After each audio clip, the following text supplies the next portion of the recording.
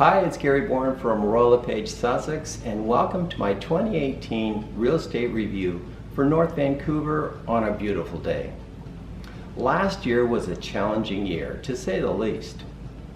Rising interest rates, high home prices, and government intervention, including speculation tax, foreign buyers tax, and the big kicker, stress test on mortgages, all played a part in cooling the market. We'll look at supply and demand and how that affected prices. Now let's take a closer look. Firstly, we'll look at the supply side of the market. For that, we'll go to the inventory of listings for sale. In all three categories, we'll see a consistency of seasonality year to year. It's just that the total inventory is increasing every year. For detached homes, we ended the year with 284 for sale, which was an increase of 5.6% from the beginning of the year. For apartments, we ended at 203 available for sale, which was an increase of 48.2 from the beginning. For townhouses, we ended the year at 78 for sale, which was an increase of 47.2%.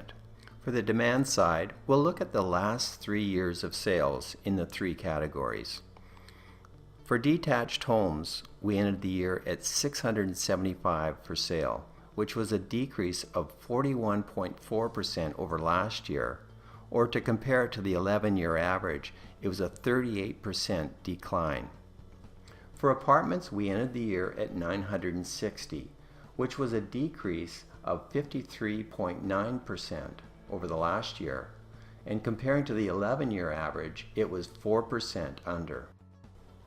For townhouses, we ended the year at 305, which was a decrease of 25% over last year, or a decrease of 10% over the 11-year average. To better understand the relationship between supply and demand, we look at the ratio of sales to active listings. Downward pressure exists when the ratio dips below 12%. Home prices can experience upward pressure when it surpasses 20%. So looking at the detached sector, we can see that the early part of the year was mostly spent in a balanced market and the latter part of the year into a buyer's market. Whereas with townhomes and apartments, the early part of the year was spent as a seller's market and the latter part of the year it decreased down into a balanced market. Another way of looking at it is to take the active listings and divide by the number of sales per month. This results in the number of months it would take to sell the current listings based on the current pace of sales.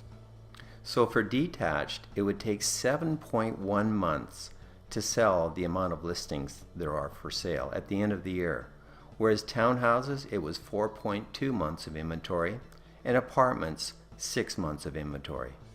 So let's see how prices were affected by supply and demand. For detached homes, we entered at $1,542,200, which was a decrease of 8.2% over the year. We can see that the prices peaked in March of 2018. For apartments, we ended the year at $567,300, which was a very marginal change of 0.3% from the beginning of the year. That market peaked in April 2018. And for townhouses, we ended the year at $994,300, which was an increase of 1.2%. Prices peaked in this segment in June 2018. So there you have it. What does 2019 hold? Well, probably more of the same. One positive is that the Bank of Canada recently announced that it's going to be dovish when it comes to interest rates. Therefore, mortgage rates should remain unchanged for the year. Thanks for watching the video, and if you need any further information, please feel free to give me a call.